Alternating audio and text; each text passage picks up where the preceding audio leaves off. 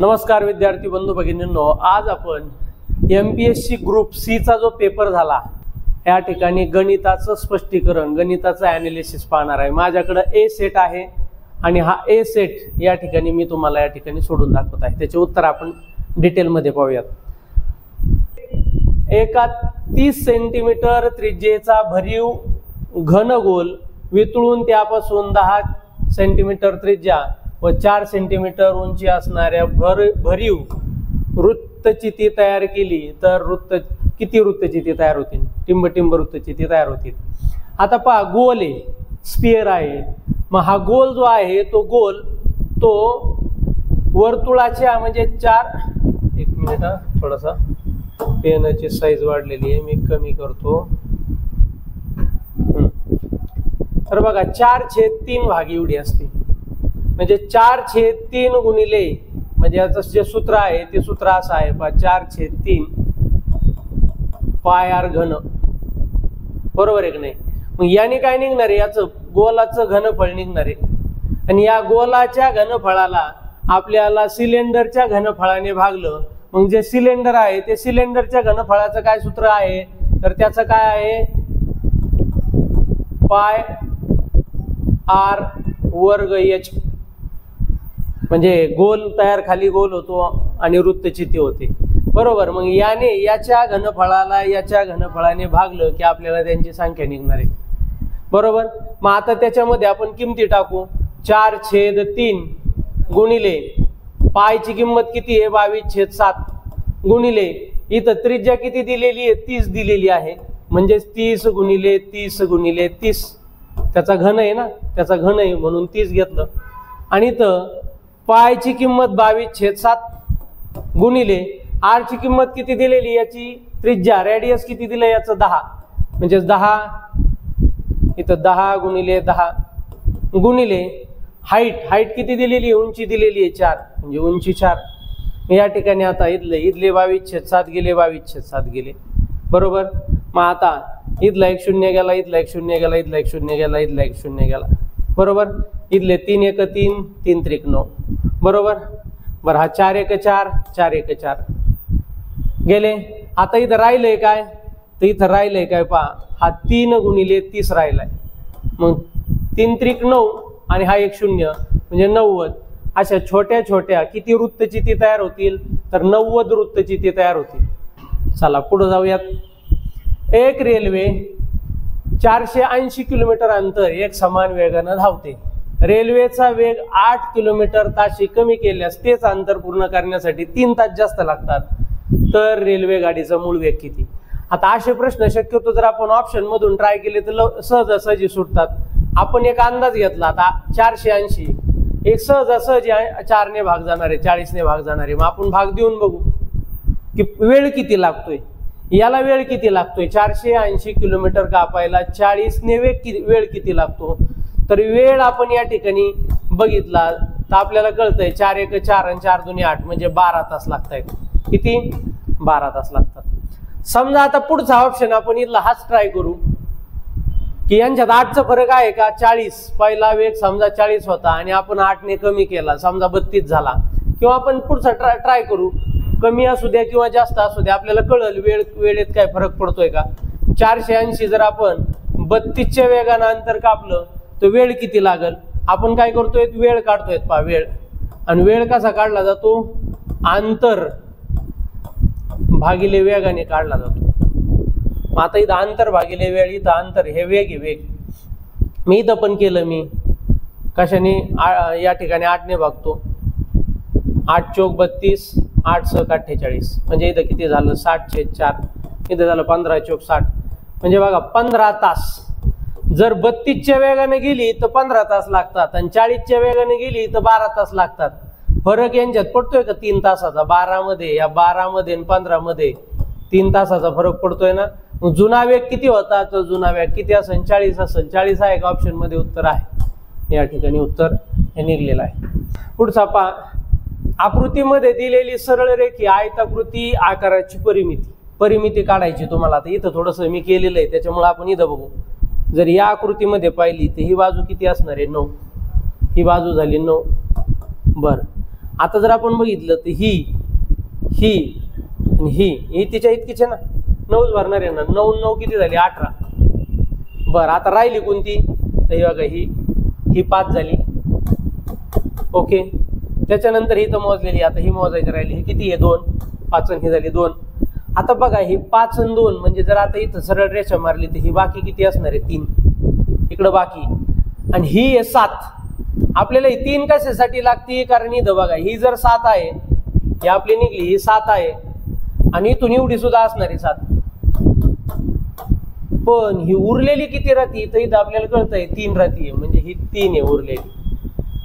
Okay, म्हणजे आपल्याला ही अशी, हे 7, हे 10, हे 7 17, 17 आणि हे 2 19, 19 आणि हे 5 24, म्हणजे ह्या किती आता टोटल ही होती 24. हे 18 अधिक 24, 24 अधिक 18 यांची बेरीज करा, किती होती 42. इथं 42 आहे का ऑप्शन मध्ये आहे, या ठिकाणी उत्तर आलं. पुढे जाऊयात. बघा आता हा प्रश्न वाचला की आपल्याला कळतो, एक उंच वृक्ष आहे, त्याची उंची आहे 21 मीटर, बरोबर. तो x अंतरावर x उंचीवरती तुटला आणि तुटल्यामुळे काय झाला, जमिनीलगत पडला, त्याचं टोक अजून जमिनीच्या वरच्या बाजूला चिकटलेलं आहे, परंतु जमिनीपासून त्या टोकापर्यंतचं अंतर हे जे दिलंय हे किती आहे 7 वर्गमुळात 3 एवढं आहे. आणि हे जे झाड आहे हे टोटल, याची उंची टोटल किती होती 21, म्हणजे जर ही x मीटर आहे तर हे उरलेलं जे आहे ते 21 वजा x असणार आहे, बरोबर आहे की नाही.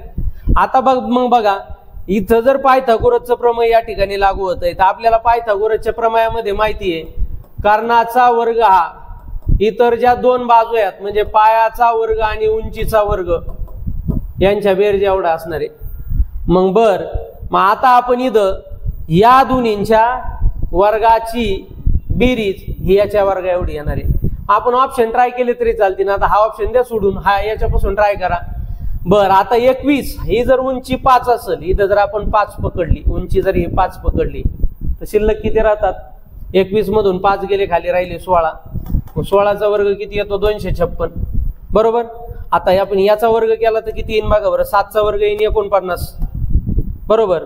आणि आता याचा वर्ग केला तर हे वर्गमूळ चिन्ह निघून जाईल, म्हणजे किती होईल 49 गुणिले 3 म्हणजेच होईल 147.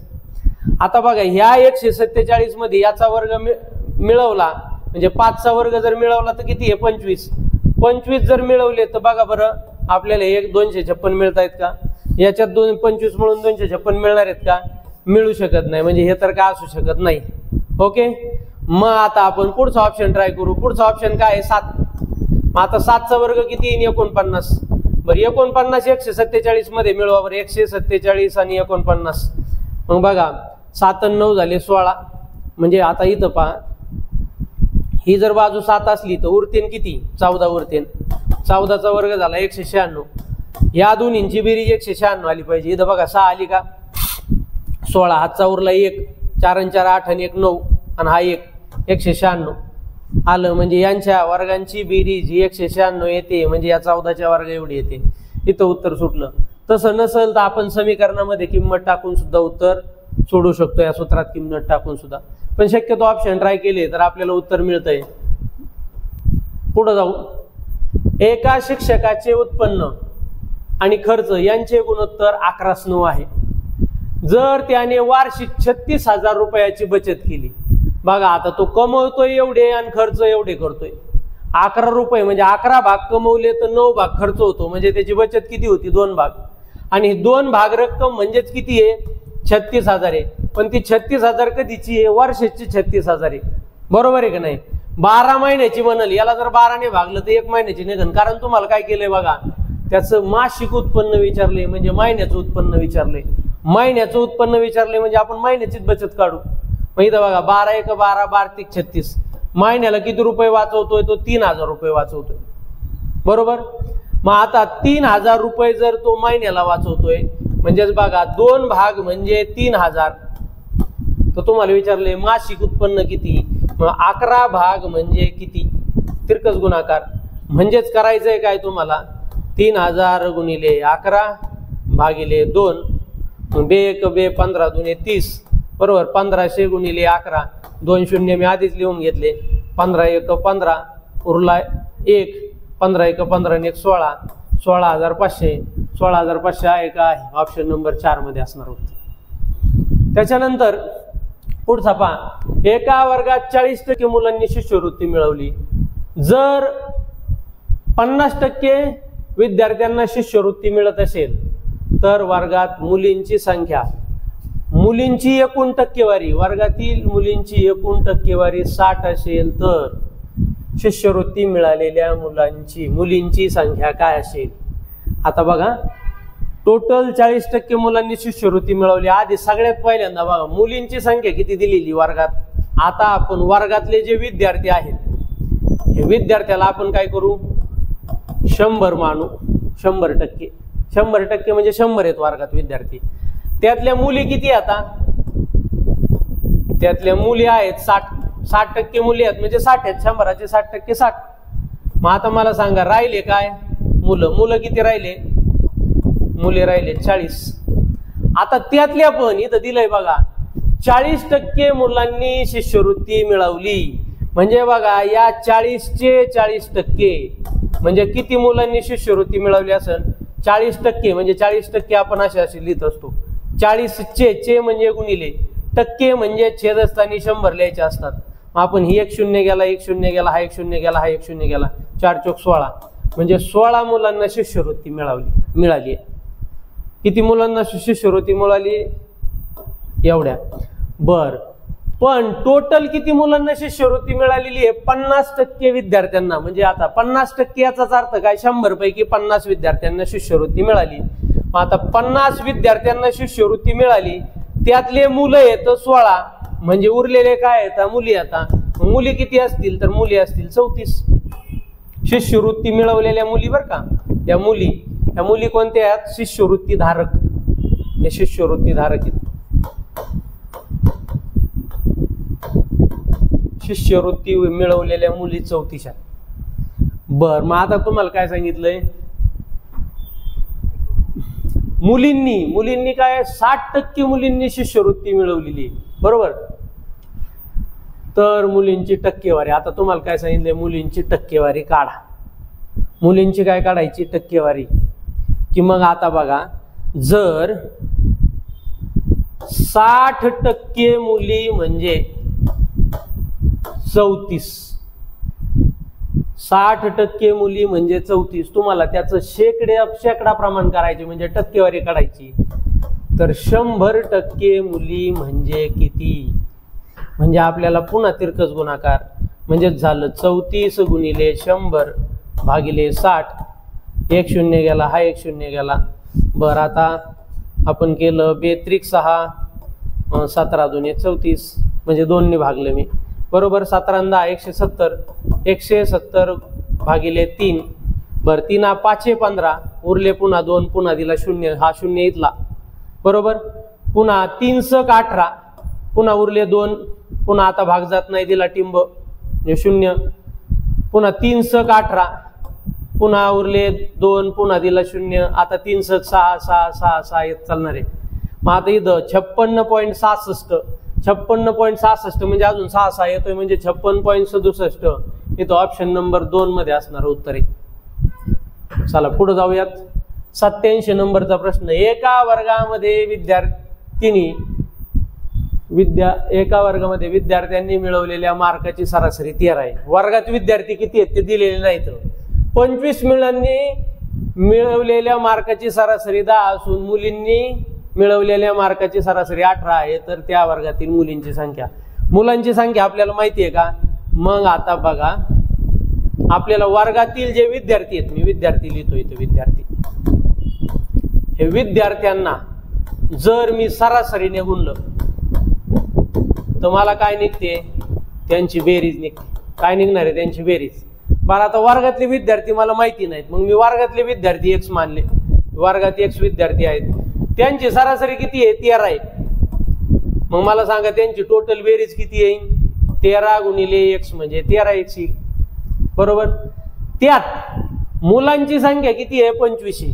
म्हणजे बघा, हे एकूण विद्यार्थी आहेत. एकूण आपल्याला त्यातले मुलं जर बघितलं तर मुलं माहिती आहेत. मुलं किती आहेत? 25. हे 25 मुलं येतं आणि त्या 25 मुलांची सरासरी किती आहे 10 आहे म्हणजे 25 गुणिले 10 म्हणजे किती होईल 250 यांच्या मार्कांची बेरीज किती होईल 250. बरं आता मुली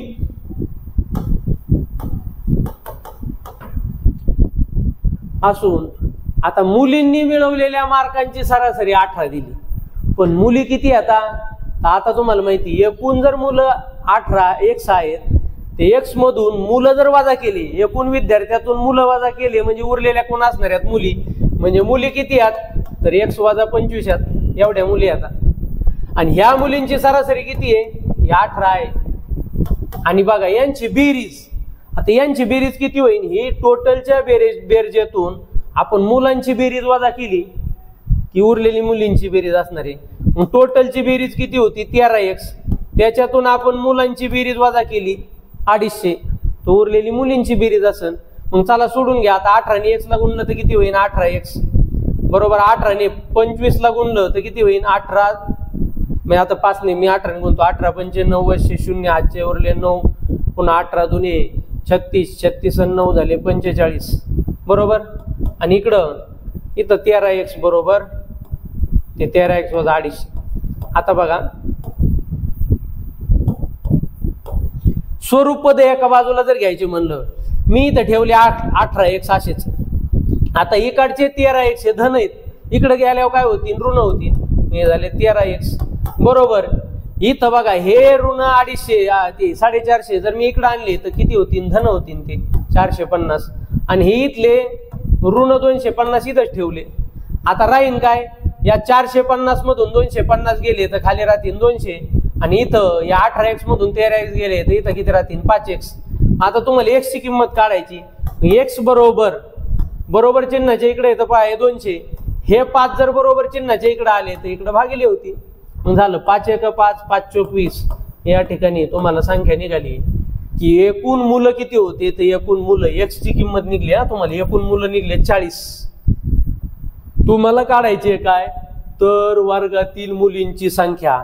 मग आता बघा टोटल मुलं आहेत वर्गातले एकूण विद्यार्थी आहेत 40 त्यातले मुलं आहेत 25 म्हणजे मुली किती राहिल्या तर मुली राहिल्या 15 म्हणजे 15 ऑप्शन नंबर 3 मध्ये असणार उत्तर.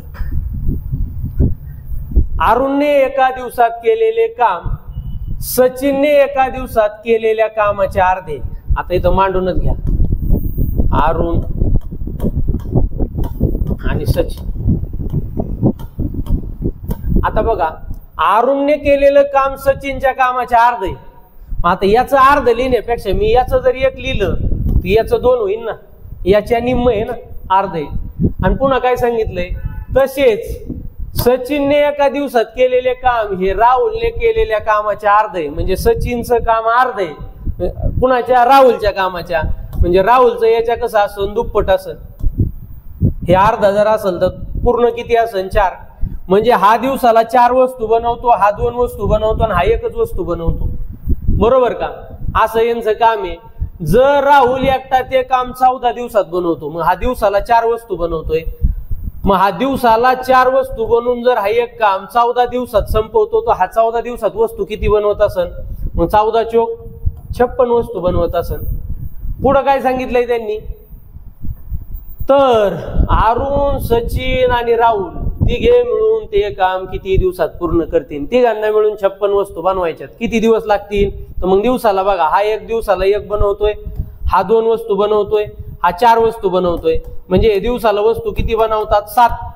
मग आता 56 वस्तू बनवायला यांना किती दिवस लागतील एका दिवसाला 7 मग 7 1 7 7 8 56 म्हणजे यांना किती दिवस लागतील 8 दिवस लागतील. 8 दिवस आहे का ऑप्शन नंबर 3 मध्ये असणार उत्तर. पुढे जाऊयात. एक दुकानदार 2 मोबाईल फोन प्रत्येकी 3600 ला विकतो.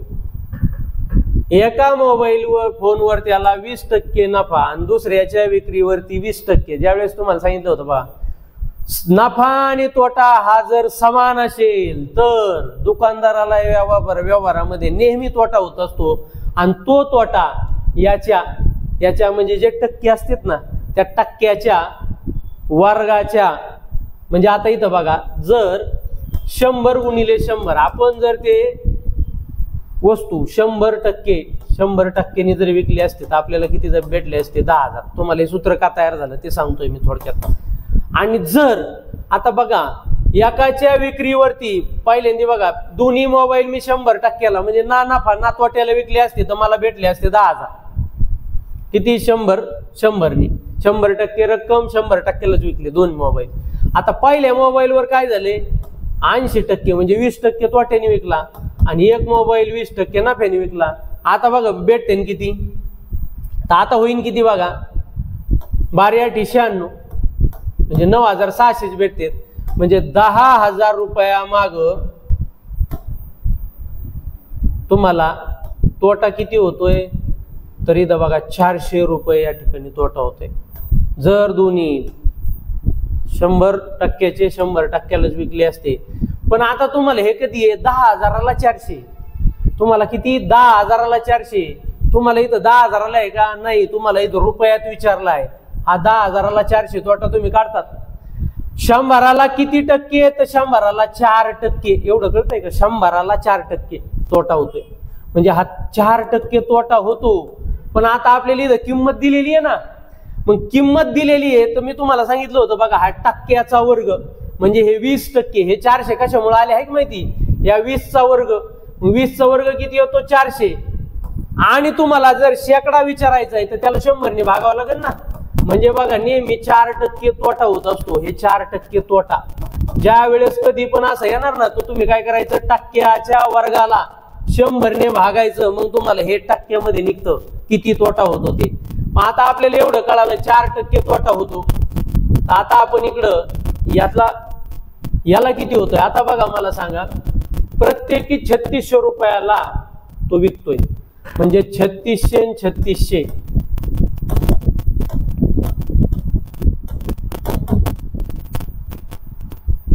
7,200ला विकलं बरोबर.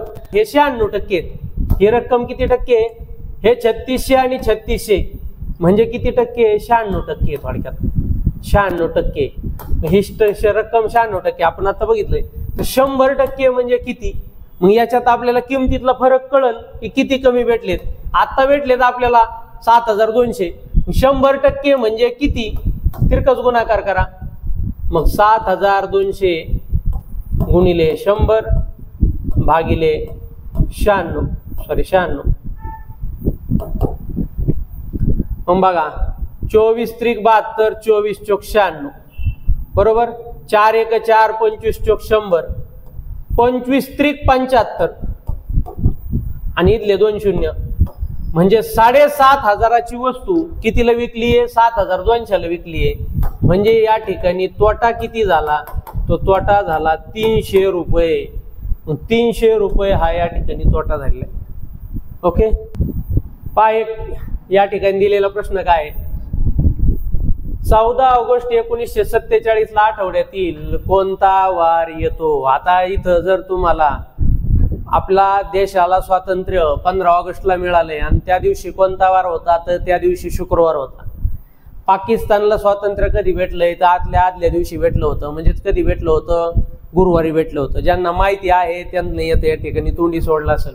पण ज्यांना माहिती नाही त्यांनी सुद्धा काढणं काय फारसं अवघड नाही. कसं काढावं लागतं तर या ठिकाणी बघा हे जे वर्ष आहे म्हणजे या ठिकाणी दिनांक म्हणजे काढायचं कसं असतं तर दिनांक त्याच्यानंतर महिन्याचा कोड घ्यायचा असतो माह कोड. त्याच्यानंतर वर्ष घ्यायचं असतं. त्याच्यानंतर लीप वर्ष घ्यायचं असतं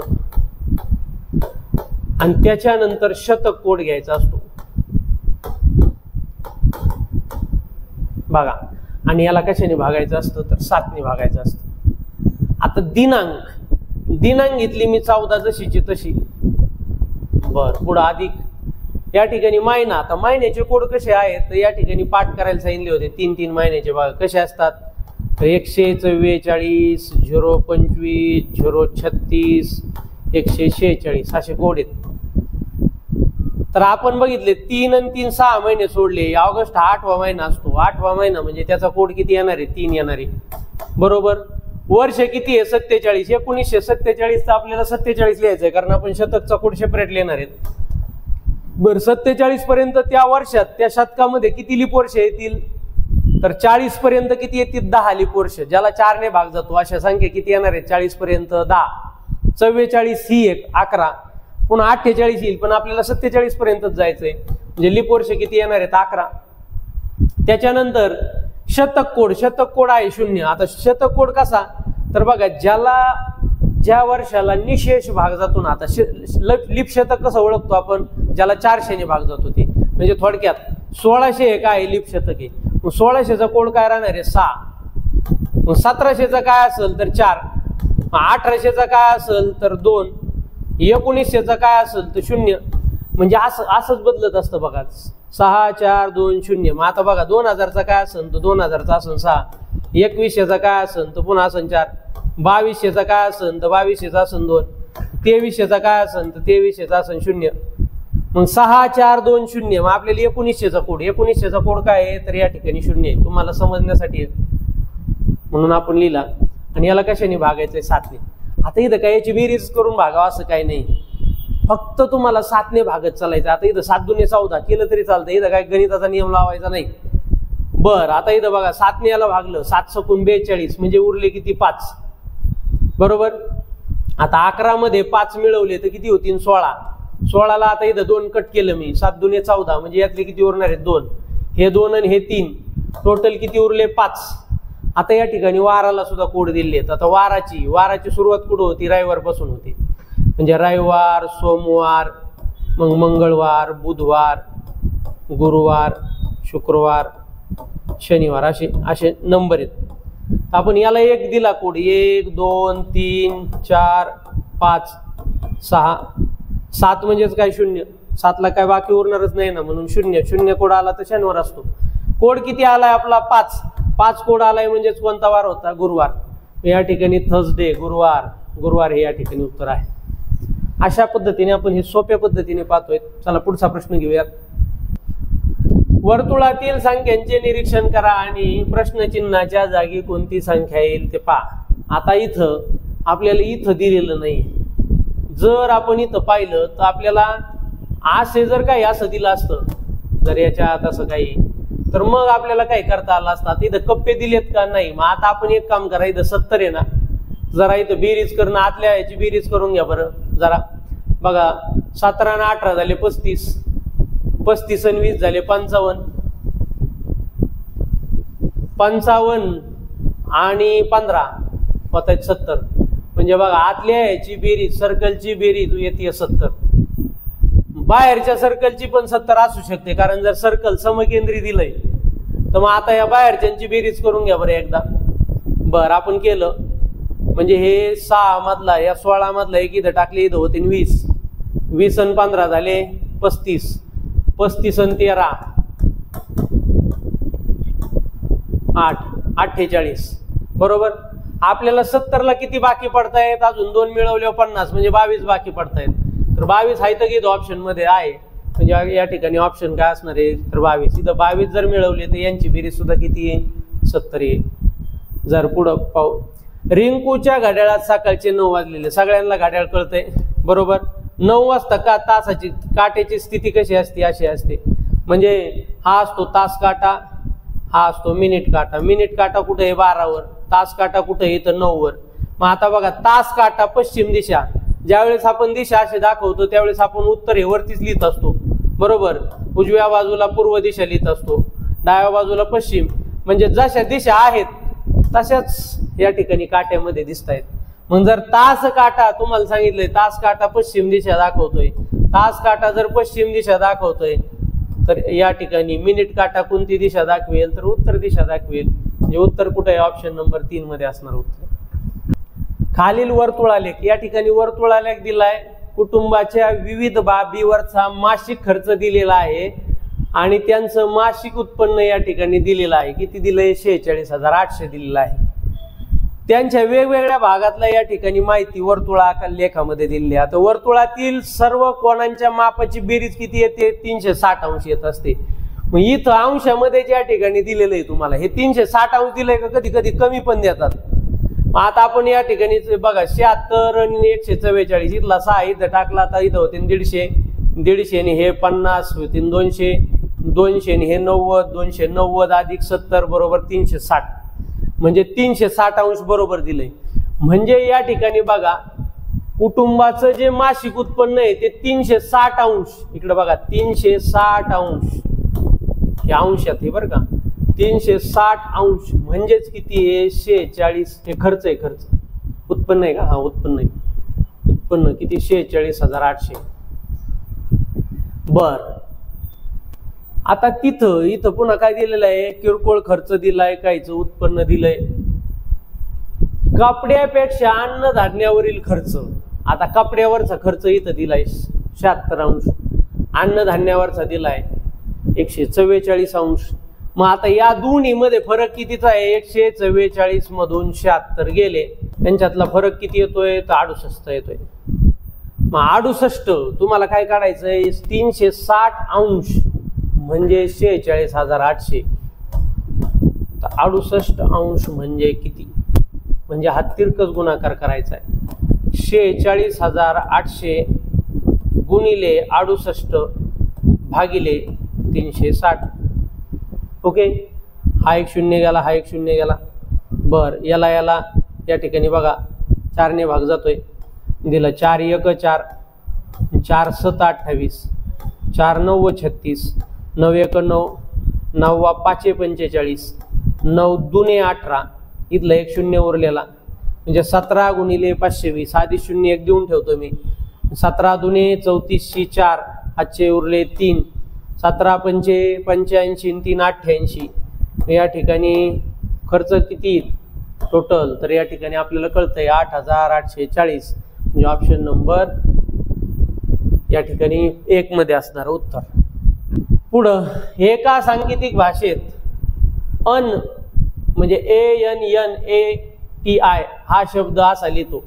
शक्यतो बघा 2 अंकी, अंक किती इथं दिलेले अंक 6 अंकी, म्हणजे अक्षर तिथं 6 आहेत आणि अंकामध्ये कोडिंग करताना त्याचे 2च आहेत. म्हणजे काय असू शकतं तर कदाचित त्याची बेरीज असू शकते, म्हणजे 6 अंक यायला पाहिजे होते, त्याला कोडिंग सुद्धा 6 द्यायला पाहिजे होतं. म्हणजे इथं काय त्यांची बेरीज असू शकते. बेरीज करून बघा बरं. मग आता यूचा नंबर किती आहे 21, यांचा किती असतो 14, दुसऱ्या यांचा 14, एचा 1, टीचा 20, आयचा किती असतो IJ म्हणजे आयचा 9 असतो.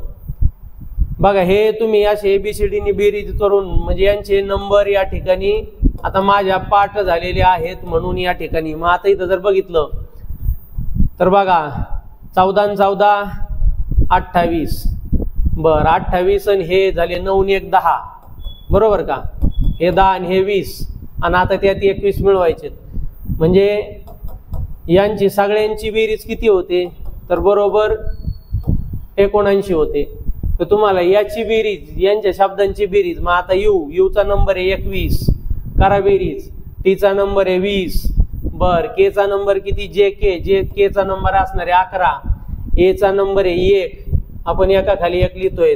आरचा नंबर किती असतो तर 18, त्याच्यानंतर एसचा नंबर असतो 19, त्याच्यानंतर एचचा नंबर असतो 8, GH आहे म्हणजे 8च असतो. हा यांची सगळ्यांची बेरीज करायची. मग आता झालं 1 आणि 1 2 3, 8 आणि 3 11, 11 आणि 9 20, 20 आणि 8 28, 28 8, हातचे उरले 2, हे 2 आणि 1 3, 3 आणि 1 4, 4 आणि 1 5, 5 आणि 4 9, म्हणजे किती आलं 98. 98 कुठं आहे का ऑप्शन मध्ये आहे, या ठिकाणी हे आलेलं उत्तर आहे.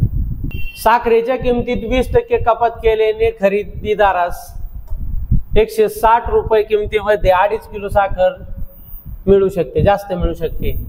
तर प्रति किलो असलेली मूळ किंमत, आता मूळ किंमत मला सांगा 160 ला कोणत्या समान संख्येने, म्हणजे कोणत्या संख्येने निशेष भाग जातोय. बघितलं की आपल्याला सांगा 20 ने जातोय, पुन्हा आपल्याला कळलं की 16 ने पण जातोय.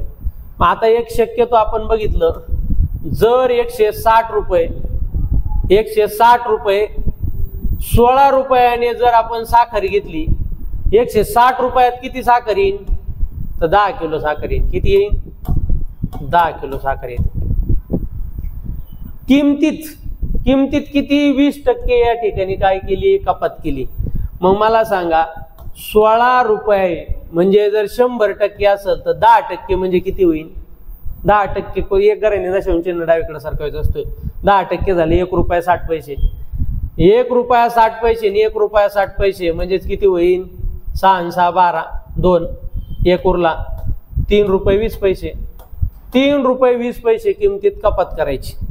मग आता 16 रुपयातून 3 रुपये 20 पैसे जर आपण वजा केले, 3 रुपये 20 पैसे जर आपण वजा केले तर किंमत किती होईल बघा. 5 10 म्हणजे इथं होईन 8, 3 गेले इथं 2 1, 12 रुपये 80 पैसे किंमत होती. मग आता 160 रुपये 12 रुपये 80 पैसे प्रमाणे किती साखर येते बघू.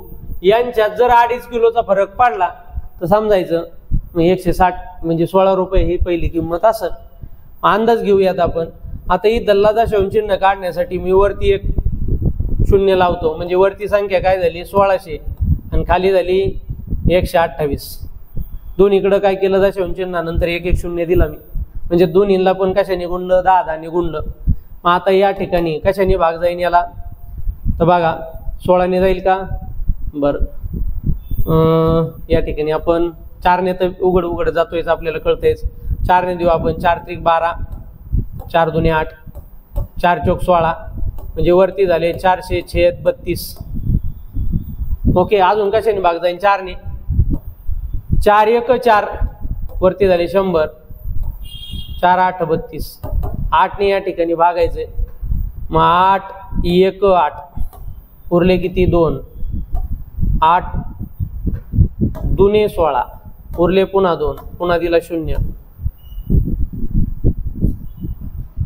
8 दुने 16 आणि इथं 4 उरले होते 4 8 45 म्हणजे इथं 12.5 रुपये. म्हणजे इथं बघा इथं किती होतंय 12.5 किलो. पहिली किती 6 किलो साखर येत होती 10 किलो. आता किती यायला लागली 12.5 किलो यायला लागली. म्हणजे या ठिकाणी 2.5 किलोचा फरक पडला का नाही पडला. म्हणजे या ठिकाणी जी पहिली मूळ किंमत होती ती किती होती तर या ठिकाणी 16 रुपये. पुढचा प्रश्न. जर ए म्हणजे 4. आता ए ला किंमत किती दिली ए ला 4 दिली, बी ला दिली 6. म्हणजे त्याचा जो नंबर आहे ना आता ए चा नंबर 1 होता. म्हणजे त्याच्या नंबर मध्ये आता ए ला जो ए चा नंबर होता त्याच्यापेक्षा 1 ने जास्त घेतला आणि त्याची दुप्पट केली. म्हणजे ए चा नंबर 1 असतो तर त्याच्याऐवजी 2 घेऊन त्या 2 ची दुप्पट केली. बी चा नंबर 2 असतो हे का नाही तर 2 च्या ऐवजी 3 घेतला आणि 3 ची दुप्पट केली म्हणजे 6. अशा पद्धतीने बघा सी घेतला. सी चा नंबर किती असतो तर सी चा नंबर असतो 3. म्हणजे 3 ची दुप्पट 6 व्हायला पाहिजे पण यांनी तसं नाही केलं. 3 च्या ऐवजी 4 नंबर घेतला आणि 4 ची दुप्पट केली म्हणजे 8. म्हणजे काय करायचंय त्याचा नंबर 1 एक्स्ट्रा घ्यायचा आहे आणि त्याची दुप्पट करायची.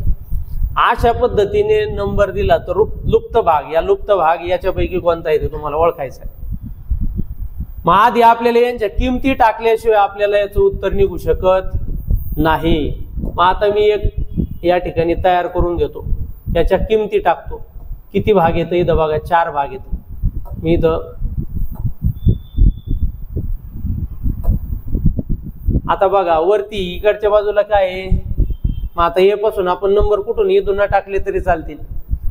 मग पी चा नंबर किती असतो NOP आहे का नाही. एन चा नंबर असतो 14. पी चा किती असणार आहे 16. 16च्या ऐवजी त्याला किती द्यायचं 1 एक्स्ट्रा द्यायचं म्हणजे 17. म्हणजे याचा नंबर किती घेणार 17 ची दुप्पट 34. बी चा नंबर असतो किती 2. त्याच्या ऐवजी घ्यायचा 3 म्हणजे 3 ची दुप्पट याचा किती होईल 6. सी चा नंबर किती असतो सी चा इथं दिलेलाच आहे बघा. सी चा दिलेला आहे 8. एम चा किती असतो 13. 13च्या ऐवजी 14 घेतला 14 ची दुप्पट 28. असे नंबर टाकून घ्यायचे.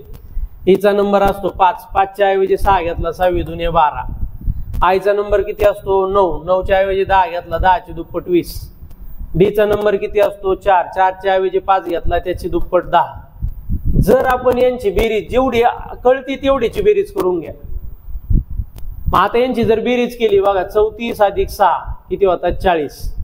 40 आणि 8 48. 48 अधिक 28. 8 आणि 8 16. हातचा आला 1. पुन्हा किती झाले 3. 3 आणि 7 76 होती. यांची बेरीज करून बघा बरं उभी आडवी कशी पण म्हणजे आता ही बाजू या दोन लाईन तर क्लिअर आहेत आपल्या. ही एक लाईन करून बघा बरं किती झाले 6 6 इथं 6 बर 3 आणि 1 4 4 आणि 2 6 6 आणि 1 7 म्हणजे कशी जरी बेरीज केली तरी किती भरते 76 भरते आहे. म्हणजे तुम्हाला मग काय करणार तुम्ही अशी बेरीज करा बघा इथं अशी केली तरी 76 येते आणि अशी केली तरी 76 येते. मध्ये मग जे मिस झालेले अंक आहेत ते आपल्याला काढता येते. कशावरून काढता येते की त्यांची वळीची बेरीज 76 आली पाहिजे याच्यावरून काढू शकतो.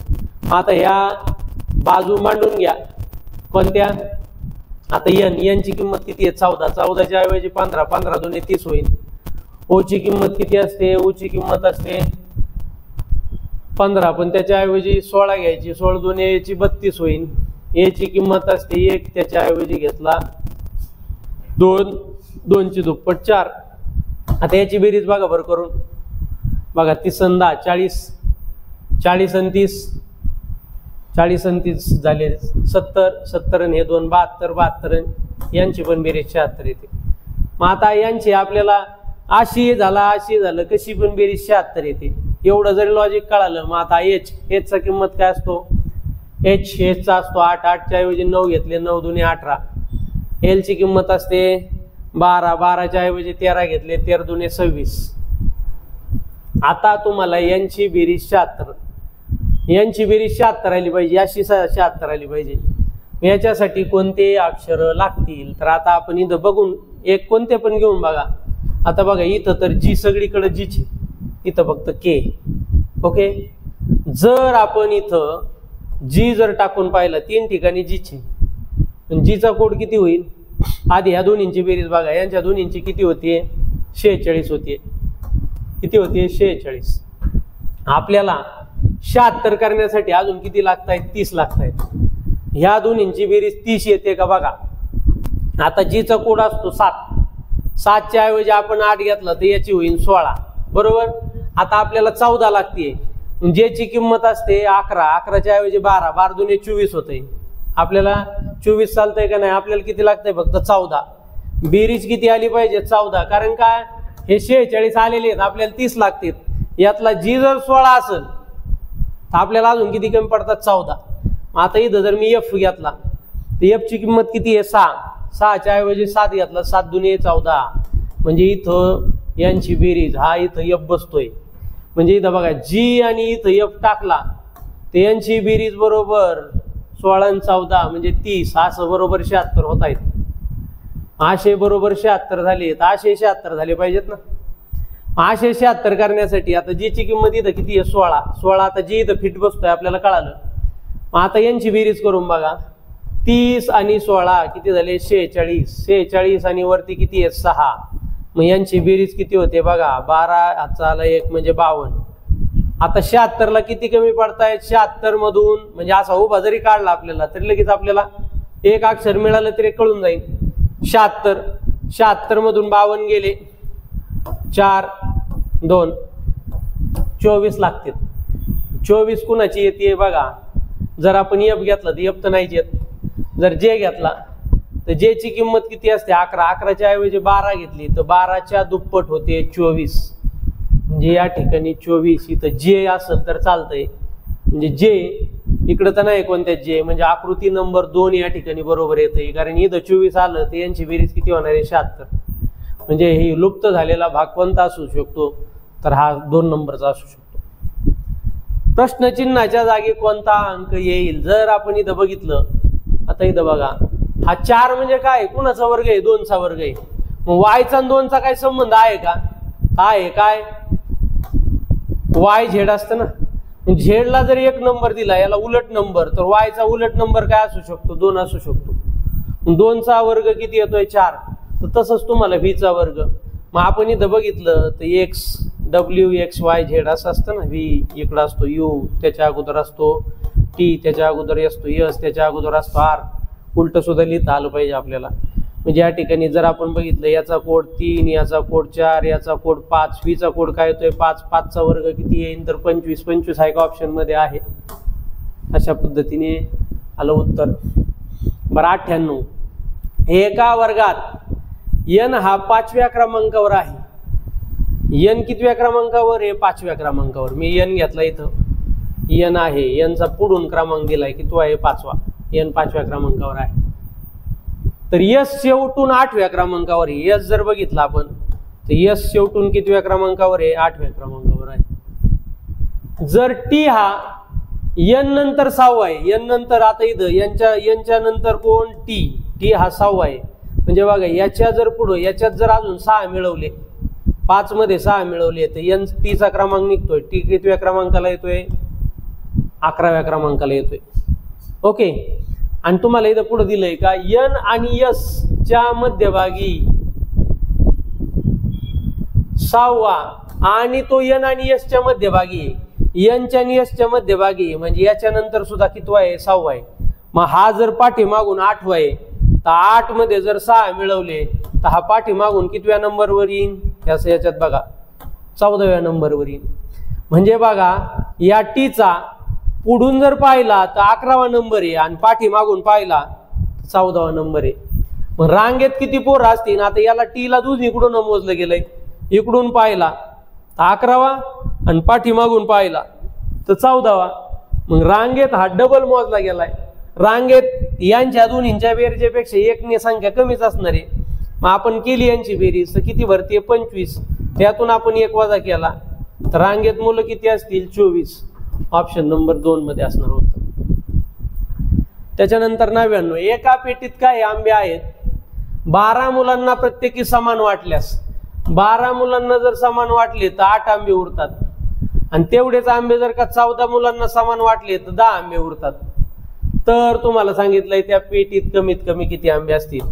तुम्हाला अशा वेळेस काय करायचे असते? वजाबाकी करायची असते. 12तून 8 गेले खाली राहिले 4, 14तून 10 गेले खाली राहिले 4. मग अशा वेळेला काय काढायचं असतं? या दोन्हींचा लसावी काढायचा असतो. कुणाचा? 12चा आणि 14चा.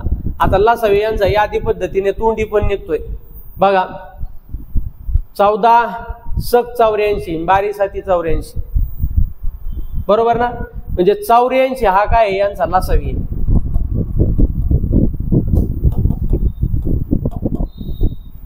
ह्या 84 मधून ही जी आलेली बाकी आहे ही समानच येत असते नेहमी. ही जर आपण वजा केली तर उत्तर किती येतंय? 80. म्हणजे या ठिकाणी त्या पेटीमध्ये आंबे किती असतील? तर 80 असतील. ओके. मग आता तुम्ही हे पडताळ घेऊन सुद्धा पाहू शकता. बघा 80 जर आंबे असतील 12 मुलांना वाटले, 12 सक 72, 8 आंबे शिल्लक राहतील, 72 आंबे वाटले जातील. आणि जर 14 वाटले तर बघा 14 पंचे 70, 70 वाटले जातील आणि या ठिकाणी 10 आंबे शिल्लक राहतील. म्हणजे पडताळा पण या ठिकाणी आपल्याला निघतोय. आता 100वा प्रश्न. यम आणि एन हे दोघे भाऊ आहेत. आता तुम्हाला नातेसंबंधामध्ये सांगितलं होतं पुरुष जर असेल तर तो चौकटीमध्ये लिहायचा. आणि जर समान जनरेशनचे बहीण भाऊ असतील तर ते कसे दाखवले जातात? तर या आडव्या रेषेने दाखवले जातात. यम आणि एन भाऊ आहेत. त्याच्यानंतर पुढे दिलंय क्यू आणि आर बहिणी आहेत. क्यूचा आणि आरचा यांच्याशी काही संबंध आला नाही म्हणून आपण हे वाक्य थोडस मागे ठेवलं. पुढं वाचलं यमचा मुलगा आर आहे. मग यमचा मुलगा कोण निघला? तर आर निघला. यांच्यातला एक यमचा मुलगा आरचा भाऊ आहे. यमचा मुलगा दिलेला नाहीये कोण येतो तो एक्स आहे, त्याची माहिती नाही. पण तो भाऊ कुणाचा आहे? आरचा. आणि आर या बहिणी आहेत. आर आणि क्यू बहिणी आता. आर आणि क्यू या बहिणी आता. म्हणजेच काय? हे तिघ एकमेकाचे भावंड आहेत. म्हणजे आरचा आणि क्यूचा हा भाऊ आहे. मग ह्या भावाचे हे वडील आहेत तर ह्या दोघींचे हे वडील आहेत. वडिलांचा हा भाऊ. मग यन हा यांचा कोण लागन? तर काका लागन. तुम्हाला काय सांगितलं? यनचे म्हणजे यन हे थोडक्यात चे शब्द आला ना कधी तर त्यांना ठेवायचं असतं. यन हे क्यूचे कोण? यन हे क्यूचे कोण लागतील? तर काका लागतील. म्हणजे ऑप्शन नंबर 4 या ठिकाणी बरोबर आहे. अशा पद्धतीने आपण आजच्या MPSC ग्रुप सीच्या पेपरमधील गणित बुद्धिमत्तेचे जे 20 प्रश्न होते त्याचं ॲनालिसिस या ठिकाणी पाहिलेलं आहे. होप तुम्हाला या ठिकाणी चांगल्या पद्धतीने समजलेलं असेल. आजच्या पुरतं इथंच थांबूयात. धन्यवाद.